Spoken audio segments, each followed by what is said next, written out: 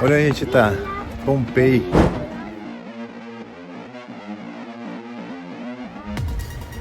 Cidade que foi coberta pelo vulcão Vesúvio.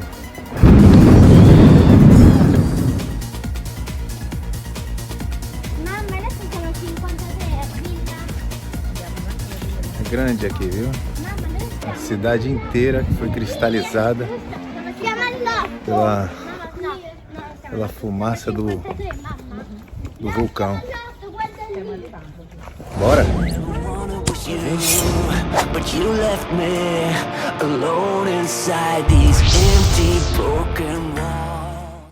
Pompeia era uma antiga cidade romana que depois da erupção do Vesúvio em 79 d.C. ficou perdida por séculos.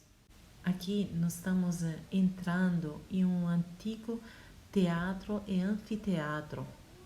Vamos mostrar para você logo agora. Aqui entrando por dentro do teatro, olha aí, está ainda bem conservado, né? Pompeia era uma cidade altamente desenvolvida, habitada por pessoas ricas, com mansões, as domos romanos, né? E com muitos monumentos. Tinha cerca de 15 mil habitantes que precisavam, claro, de distrações. Mas agora vamos lá e vamos mostrar aqui essas fotos que mostra todo o trabalho que foi feito para levar de novo a cidade ao sol. Os habitantes de Pompeia não tinham ideia do perigo com o qual eles estavam lidando. Ninguém sabia que o Vesúvio era um vulcão. Eles achavam que era só um monte, né? Esse vulcão não entrava em erupção há mais de 1200 anos. Costumava sim ter terremotos na época, mas os moradores locais não deram muita importância a esses sinais de alerta. Agora, vamos lá e vamos mostrar os apartamentos, casas, mansões. Aqui uma mansão romana, como chegou até hoje. Na verdade, nem parece que passou esse tempo todo, né? Vamos lá, vamos entrando sempre mais, né? Vamos ver como que era construída uma casa romana. Porque, como eu falei antes, aqui estavam as mansões mais luxuosas dos romanos. Eles vinham aqui para passar férias e curtir um pouco dos dias. Eles, por isso, tinham várias numerosas spas. Aqui vamos mostrar para vocês uma. Tem vários lugares aqui para relaxar, para se divertir e curtir o dia. Como você pode ver, passou até hoje muito bem. Ainda tem as cores na parede. Não parece de verdade que passou esse tempo todo, né? É difícil imaginar como uma cidade inteira pode ser exterminada, esquecida da história humana. Mas não podemos culpar ninguém por isso, já que Pompeia permaneceu enterrada em cinzas vulcânicas por século. Somente em 1599, Pompeia foi acidentalmente redescoberta pelo arquiteto suíço Domenico Fontana, enquanto ele cavava um túnel para a passagem de água. Quando as escavações começaram a tocar o terreno preto e cinza da antiga Pompeia, moedas de ouro, lápides e inscrições em latim começaram a emergir do chão em paredes vermelhas que abrigavam mosaicos e pisos de mármore perfeitamente preservados. Aqui você pode dar uma olhada vendo como permaneceu até hoje, né? E tudo isso de verdade parece incrível. Domênico então decidiu cavar um pouco para ir mais ao fundo. Mal sabia que ele era o primeiro homem depois de 1,5 milênio a passear pelas ruas mortas de um bairro de Pompeia.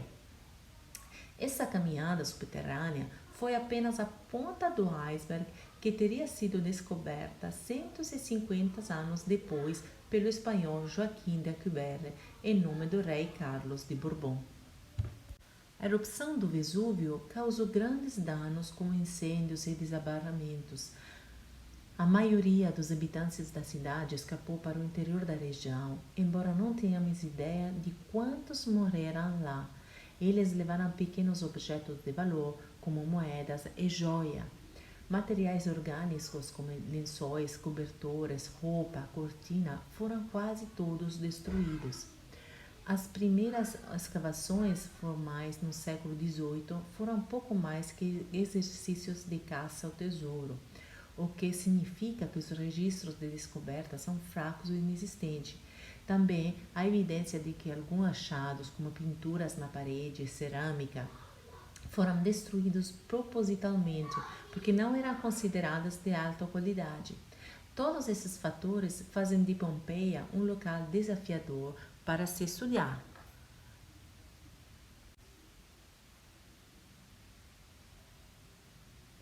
Você vem com a gente fazendo essa viagem incrível nesse lugar, nessa cidade que falam que é a cidade dos mortos, mas que é uma cidade que parece cristalizada no tempo. É incrível tudo que chegou até hoje. Caminhar nessa cidade por meio dessas ruínas, de verdade, é uma emoção única, né, James? Aqui tudo parece incrível. Mas vamos lá e vamos conhecer mais um pouco dessa cidade. Aqui os jardins, tudo ficou igualzinho, mais ou menos, né? Agora nós estamos à procura de tudo que permaneceu das pessoas cristalizada e feita os homens que falam que são de pedra. Vamos lá nessa procura. Segue a gente para achar os homens de pedra. E vamos mostrar para você tudo que permaneceu, os homens, todos os objetos que eram de uso no cotidiano. Andar pela cidade é bem cansativo, mas tem tanta coisa para ver que de verdade parece de andar caminhando por dentro de um livro. Olha aqui, ficou essa pintura, esse murales que é incrível. Nossa, parece que foi feito ontem. Na nossa imaginação, um vulcão entra em erupção e a lava sai destruindo tudo. Bem, no caso de Pompeia, não foi exatamente assim. Primeiro, houve uma explosão e a cidade foi atingida por uma chuva de lapilli, que são pedras incandescentes emitidas pelo vulcão, que durou até o dia seguinte. Escavações recentes descobriram que Pompeia foi destruída no mês de outubro e não em agosto, como se acreditava. Os pompeianos que permaneceram vivos tentaram se abrigar nos caos que esperavam escapar, mas às 7h30 da manhã, uma descarga violenta de gás tóxico e cinzas devastou a cidade. Infiltrou-se em todos os lugares, queimando todos aqueles que não haviam conseguido escapar. Uma chuva de cinzas muito finas, depositadas com uma espessura de cerca de 6 metros, aderiu às formas dos corpos e às dobras da roupa e envolveu tudo. E quando depois de 2 dias a fúria dos elementos da natureza diminuiu, toda a área parecia diferente. Um cobertor branco envolvia tudo. Segundo os registros encontrados em Pompeia, estima-se que quase 2.000 cidadãos de um total de 15.000 morreram na cidade devido à erupção. Os habitantes da antiga Pompeia tiveram azar. Se a erupção tivesse ocorrido em outro dia, eles provavelmente teriam tido mais chance de escapar. Em Pompeia, o vento costuma soprar na direção sudoeste durante o período de verão, ou seja, da terra para o mar. No entanto, naquele dia terrível, o vento em Pompeia soprou na direção noroeste, fazendo com que as cinzas da erupção mortal fossem sopradas diretamente em direção à cidade. Você conhece a história das pedras amaldiçoadas de Pompeia? Acho que não, eu não conhecia, mas agora vou contar também para você. Um arqueólogo de Pompeia tem recebido várias encomendas com bocados de pedras roubadas pelos turistas. Os visitantes escrevem cartas onde dizem que os deuses os amaldiçoaram. Pensaram que o furto era inocente, mas agora estão a regressar a Pompeia, em Itália, para devolver os bocados de ruínas que roubaram. A responsável será a culpa. Puseram a mão na consciência? Aparentemente, nada disso. Os turistas dizem apenas que estão amaldiçoados.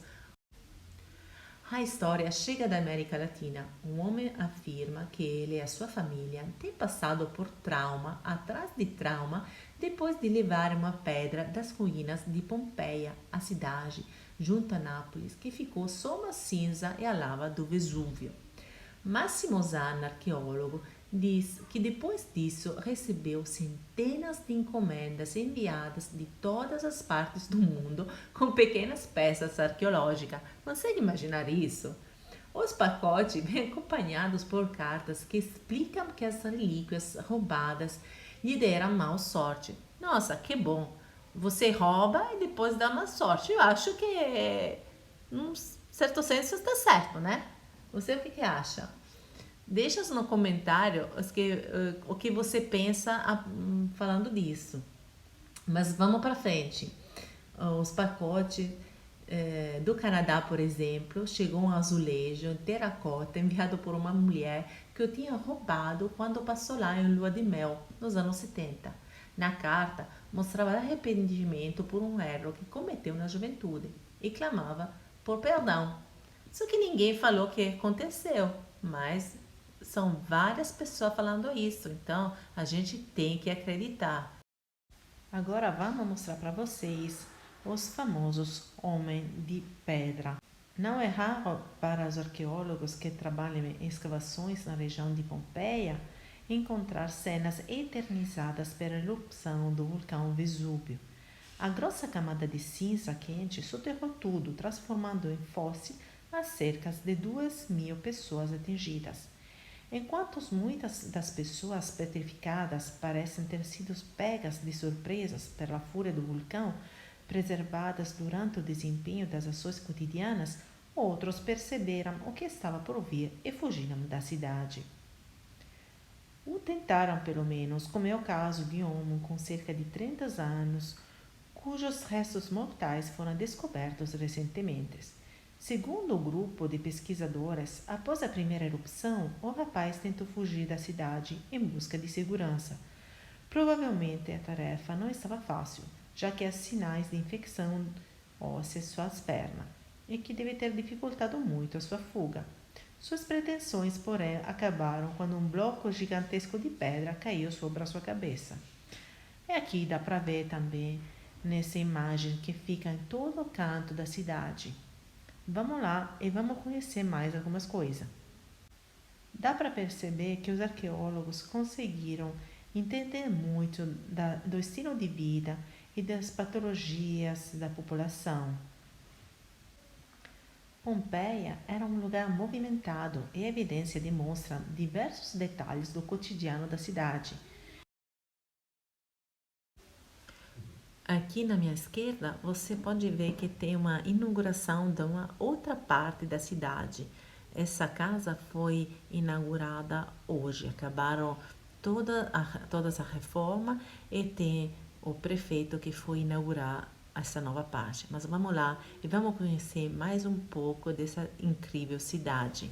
No chão de uma das casas, por exemplo, está a inscrição Salve Lucro, que significa Bem-vindo Dinheiro, no local onde funcionava um comércio. Jarras de vinho trazem um dos primeiros exemplos de trocadilho mercadológico, vesuvino combinando as palavras em latim para Vesúvio e vinho. E nas paredes, grafite mostra exemplos verdadeiros do latim de rua, ou latim vulgar, um dialeto diferente do latim clássico ou literário. Em 89 a.C., após a ocupação definitiva da cidade pelo general romano Lúcio Cornélio Sula, Pompeia foi finalmente anexada à República Romana. Nesta época, a cidade passou por um amplo processo de desenvolvimento infraestrutural, a maior parte concluída durante o período agostiniano. Da arquitetura do período, destacam-se um anfiteatro, uma palestra com uma piscina central, usada para fim decorativo, um aqueduto em que abastecia as aproximadamente 25 fontes de rua e pelo menos 4 banhos públicos, um grande número de domos e casas de comércio. O anfiteatro, em particular, foi citado por estúdios modernos como um exemplo de design sofisticado, especificamente no quesito de controle de multidões. O aqueduto era ligado aos 3 encanamentos principais do Castelo da Água, em latim Castellum Aquae, onde a água era coletada antes de ser distribuída à cidade. O grande número de afrescos também ajudaram a formar uma imagem de vida cotidiana na época, representando um enorme avanço na história da arte do mundo antigo, com a inclusão dos estilos pompeianos. Alguns aspectos culturais eram marcadamente eróticos, incluindo a veneração ao falo. Uma expressiva coleção de objetos e afrescos eróticos foi reunida em Pompeia, mas considerada obscena, permaneceu até 1967 escondida em um gabinete secreto do Museu Arqueológico Nacional de Nápoles. Na época da erupção, a cidade tinha aproximadamente 20.000 habitantes, estando localizada na região onde os romanos mantinham suas vilas de férias. Os moradores já haviam se habituado a tremores da terra de pequena intensidade, mas em 5 de fevereiro de 62, um grave sismo provocou danos consideráveis na Bahia e particularmente em Pompeia. Acredita-se que o terremoto tinha atingido uma intensidade de 5,6 na escala de Richter, provocando caos na cidade, então em festividades. Templos, casas e pontes foram destruídos e as cidades vizinhas de Herculano e Nucéria foram também afetadas. Não se sabe quantas pessoas deixaram Pompeia, mas o número expressivo mudou-se para outros territórios do Império Romano, enquanto as remanescentes deram início à árdua tarefa de superar o saque, fome e destruição, enquanto tentavam reconstruir a cidade. Pesquisas recentes tentam estabelecer quais estruturas estavam sendo reconstruídas na época da erupção. Algumas das pinturas mais antigas identificadas podem ter sido cobertas por novas e instrumentos modernos são utilizados para descobrir os afrescos ocultos. Especula-se que a razão das reformas persistirem 17 anos depois do sismo foi o aumento da frequência de pequenos terremotos que, por sua vez, levaram à erupção. Por volta do século I, Pompeia era uma das várias cidades localizadas no entorno do Vesúvio. O local tinha uma população expressiva que se mantinha próspera graças à renomada terra fértil da região. Muitas das localidades vizinhas a Pompeia, como Herculano, também sofreram danos e destruição severa com a erupção de 79. Um estudo vulcanológico multidisciplinar e bioantropológico das consequências e vítimas da erupção, aliado a simulações e experimentos numéricos, indicam que no Vesúvio e nas cidades circunvizinhas, o calor foi a principal causa de morte, o que anteriormente se supunha ser devido a cinzas e sufocação. Os resultados do estudo demonstram que a exposição ao calor de pelo menos 250 graus a uma distância de 10 km da erupção foi suficiente para causar morte instantânea, mesmo daqueles abrigados em construções. A população e construções de Pompeia foram cobertos por 12 diferentes camadas de piroclasto, que caiu durante 6 horas e totalizou 25 metros de profundidade. Plínio o Jovem forneceu um relato de primeira mão da erupção do Vesúvio da sua posição em Miseno, do outro lado do Golfo de Nápoles, numa versão escrita 25 anos após o evento. A experiência provavelmente ficou gravada em sua memória devido ao trauma da ocasião e também pela perda de seu tio, Plínio o Velho, com a qual ele tinha uma relação próxima. Seu tio morreu enquanto tentava resgatar vítimas isoladas. Como almirante da armada, ele havia ordenado que os navios da Marinha Imperial atracados em Miseno atravessassem o Golfo para auxiliar nas tentativas de evacuação. Os vulcanologistas reconheceram mais tarde a importância do relato de Plínio o Jovem ao definir situações semelhantes à da erupção do Vesúvio como plinianas. A erupção foi documentada por historiadores contemporâneos e, em geral, considerada-se a partir do texto do Plínio, que tinha começado em 24 de agosto de 79. As escavações arqueológicas, no entanto, sugerem que a cidade foi dizimada aproximadamente 2 meses depois. Isso é confirmado por outra versão do texto, que estabelece a data de erupção com 23 de novembro. As pessoas sepultadas nas cinzas parecem vestir trajes mais quentes do que as roupas de verão, que poderiam estar vestindo em agosto. As frutas frescas e vegetais na loja são típicos de outubro, enquanto as frutas de verão, típicas de agosto, já estavam sendo vendidas de forma seca ou em conserva. As jarras de fermentação de vinho estavam seladas e isso costumava ocorrer por volta do final de outubro. Entre as moedas encontradas na bolsa de uma mulher estava uma que trazia uma homenagem ao 15º ano do imperador no poder. Até hoje não há uma teoria definitiva sobre a razão de uma discrepância tão grande entre as datas. Depois que as grossas camadas de cinzas cobriram Pompeia e Herculano, essas cidades foram abandonadas e seus nomes e localizações eventualmente esquecidos. A primeira vez em que a parte delas foi redescoberta foi em 1599, quando a escavação de um canal subterrâneo para desviar o curso do rio Sarno esbarrou acidentalmente em muros antigos coberto de pinturas e inscrições. O arquiteto Domenico Fontana foi então chamado. Ele escavou alguns outros afrescos antes de mandar que tudo fosse coberto novamente. Tal procedimento foi visto posteriormente tanto como um ato de preservação do sítio para gerações posteriores quanto um ato de censura, considerando-se o conteúdo sexual das pinturas e o clima moralista e classicista da Contra-Reforma na época. Agora, gente, vamos mostrar aqui esse barzinho que é o único do inteiro sítio arqueológico. Então, por essa razão, se você for aqui visitar a cidade arqueológica de Pompeia, a gente vai falar para você de trazer uma garrafinha de água, qualquer coisa para comer, porque só tem um bar no inteiro sítio para poder beber ou comer. E agora, vamos para frente mostrando o que tem mais a ver no sítio arqueológico e falar sobre essa cidade de Pompeia e Herculano. Herculano foi proprietariamente redescoberta em 1738 por operários que escavavam as fundações do Palácio de Verão do rei de Napoleão Carlos III. Pompeia foi redescoberta como resultado de escavações intencionais realizadas em 1748 pelo engenheiro militar espanhol Roque Joaquim d'Alcubierre.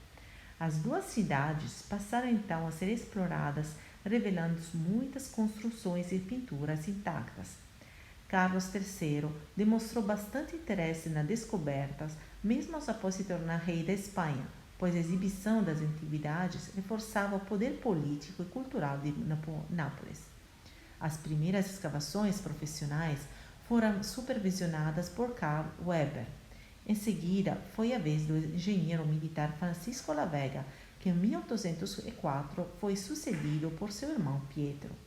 Em 1860, as escavações foram assumidas por Giuseppe Fiorelli. No começo da exploração, descobriu-se que espaços vagos ocasionais nas camadas de cinzas continham restos humanos. Foi Fiorelli que percebeu que aqueles eram espaços deixados por corpos decompostos, desenvolvendo então uma técnica de injetar gessos neles para recriar perfeitamente o formato das vítimas do Vesúvio. O resultado foi uma série de formas lúgubres e extremamente fiéis dos habitantes de Pompeia, incapazes de escapar, preservados em seu último instante de vida, algum com expressão de terror claramente visível. Essa técnica é utilizada até hoje, mas com resina no lugar do gesso, por ser mais durável e não destruir os ossos. Isso permite análises mais aprofundadas. Em 1819, quando o rei Francisco I das Duas Sicílias, acompanhado da sua ex-esposa e filha visitou uma exposição sobre Pompeia no Museu Arqueológico Nacional de Nápoles, ficou tão constrangido com as obras da arte Herodes que decidiu encerrá-la em um gabinete secreto, acessível apenas a pessoas maduras e de moral respeitável. Aberta, fechada, reaberta novamente e por fim lacrada com quase 100 anos, a câmara foi tornada acessível novamente no final da década de 1960 e finalmente reaberta para visitação em 2000. Menores de idade, no entanto, só podem visitar o ex-gabinete secreto na presença de um responsável ou com autorização por escrito. Quanto mais você for ver e aprender sobre a cidade de Pompeia, você entende que ela era de verdade muito atualizada, era uma cidade antiga, mas na verdade muito e infinitamente moderna. As ruínas são só nas pedras, mas nos frescos, na pintura, em tudo que a gente consegue perceber da história, da vida das pessoas, tem uma modernidade incrível. Nem parece que tudo isso aconteceu em 79 anos antes de Cristo. Então agora vamos ainda passando através da história nessas ruas, através dessas casas, ruínas, e ver todos os jardins, tudo que ficou dessa incrível história. Todos os momentos parece que você faz parte daquilo. Aqui dá para ver o que ficou dos restos e dos corpos que foram feitos de novo e generados por meio do gesso, assim como eu falei antes, por meio do arqueólogo Fiorelli. E agora, pessoal, vamos conhecer o Fórum de Pompeia, o local onde se concentrava a vida pública e administrativa da cidade da Pompeia na Roma Antiga. Juntamente com o resto da cidade, foi soterrado pela cinza na erupção do monte e foi redescoberto durante as escavações arqueológicas de 1803 no local. O Fórum de Pompeia era localizado em uma área da cidade considerada como a zona central, hoje na Regio 7. Nesse mesmo local ocorriam eventos de caráter público, tais como transações comerciais, além de debate entre os cidadãos da cidade, e por isso era considerado como sendo o centro político, econômico e também religioso. Além do Fórum Central, Pompeia também tinha outro fórum mais antigo, conhecido como Fórum Triangular. A sudeste é o Fórum Boarium, ou seja, local de comércio de animais próximos ao anfiteatro. E aqui, com a mapa, você pode visitar em tranquilidade a cidade inteira. A construção do Fórum de Pompeia está fortemente relacionada ao período em que ocorreu a ocupação samnita, no século II a.C., período caracterizado pelo forte ênfase na monumentalidade arquitetônica, o que resultou na construção dos seus edifícios. O Fórum de Pompeia é caracterizado por seu considerável formato retangular, com uma vasta praça descampada ao centro. Ao norte está localizado o Templo de Júpiter Capitolino, principal templo da cidade. Já o setor sul dava acesso à Porta Marina, ao lado da Basílica da cidade. O fórum era cortado pela rua denominada Via del Foro e pela Via dell'Abbondanza. Diferentemente das demais cidades romanas, o fórum principal de Pompeia não estava localizado nas proximidades de seu centro geográfico, porém localizava-se no sentido oeste, dando acesso à Porta Marina. Então, pessoal, como você já entendeu, para fazer uma visita completa, precisa pelo menos de 4 horas. Você pode fazer um tour mais rápido em 2 horas, só que vai perder muita coisa. Em 4 horas, que é mais ou menos o tempo que a gente ficou aqui andando pela cidade arqueológica, já conseguiu ver bastante. Mas, na verdade, tinha ainda mais coisa para aprender, mais coisa para ver. Tanto que são de 2 dias e outro que são também de 7 horas. Mas como a gente estava com as crianças, conseguiu ficar aqui pelo menos 4 horinhas. Por isso, eu lembro de novo para você trazer uma garrafinha de água, um sapato cômodo, um tênis, porque você vai andando por um bom tempo. E uma vez que você está aqui, é bom curtir o tempo todo, tudo que tem para ver. Agora, nós vamos sair do sítio e ver as últimas coisas que eles conseguiram achar dentro das casas das pessoas. Vem com a gente e vamos lá.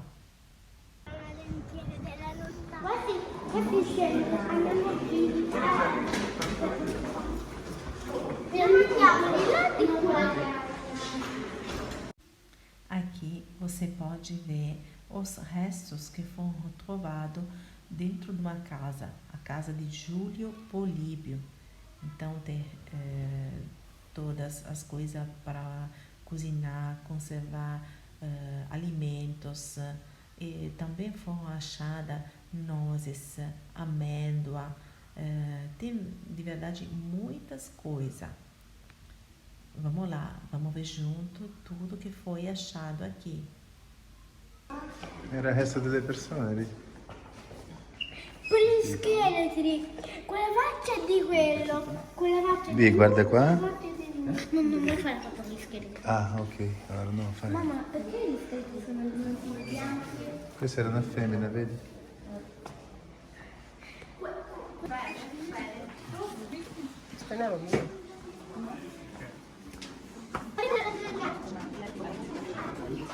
Espero que você tenha gostado dessa viagem e vamos lá para a próxima viagem num novo lugar.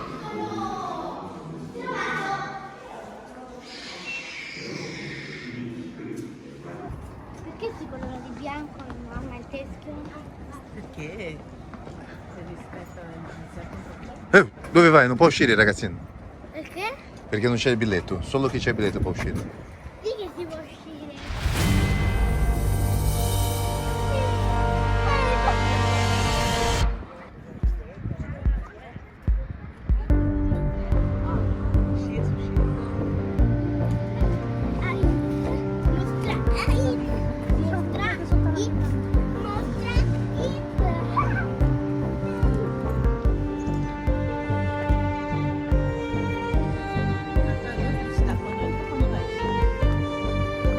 Bia, ha visto tutto quello che voleva vedere? Vincono gli uomini All I ever wanted was you, but you left me alone inside these empty, broken